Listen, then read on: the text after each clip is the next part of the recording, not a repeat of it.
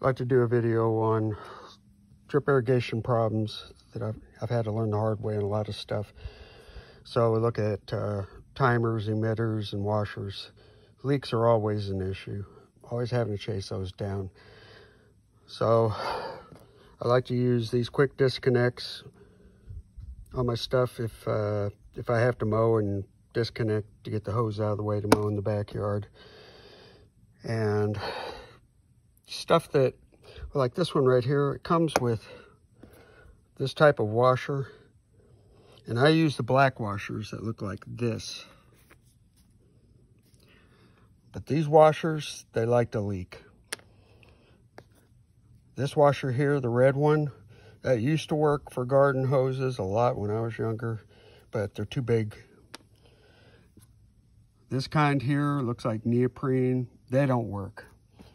The blue one, the blue ones that look like neoprene, squeeze down on the inside and don't work at all. They don't even seal off. They just push down inside the garbage. I don't know why manufacturers in China do that. And I got these black washers on Amazon. I'm sure the hardware store would be a good place for them also. So on emitters, I'm using the Orbit emitters from Amazon. I've tried lots of different emitters. There's one that's sort of like it's a pinkish color emitter. It looks like a round dial. That thing's made like for metric threads, does not work in the US. So I sent that one back. I'll show you emitters elsewhere. I've got several gardens. These extensions, just to get hoses out of the way, those came from Amazon. And I cover up the emitters because, the timers, because it's the one just clicked on. If you don't, if rain gets at them or water gets at them, it'll destroy them. Most of the time they won't come back even when they're thoroughly dried out. So right now I'm using drawers out of an RV refrigerator. You can use sheet metal over them with a weight on them, or you can use something like Rubbermaid. I wouldn't use Starlight because they don't hold up.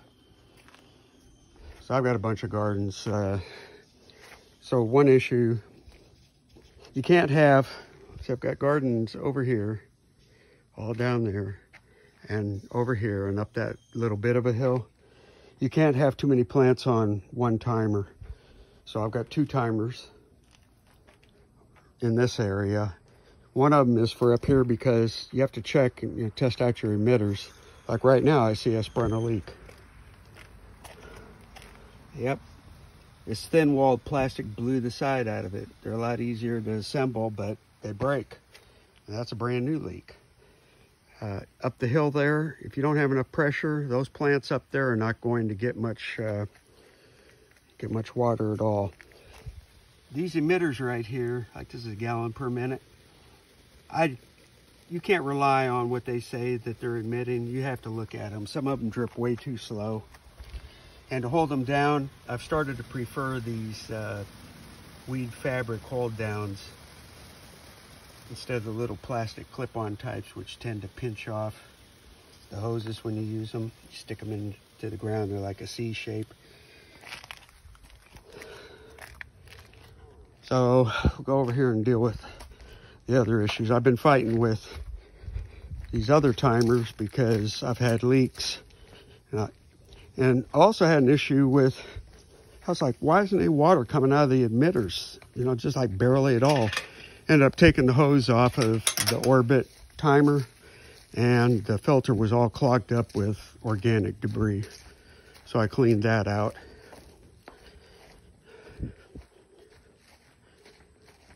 So I use a manifold right here, and those will develop cracks in them sometimes. You have to watch for leaks on that.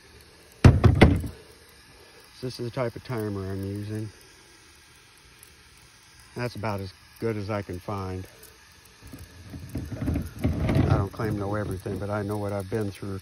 I don't care about the anti-backflow devices that they sell. It's not like it's going to go back in the house. So I don't even bother with those anymore. And I've still got a leak even after putting the new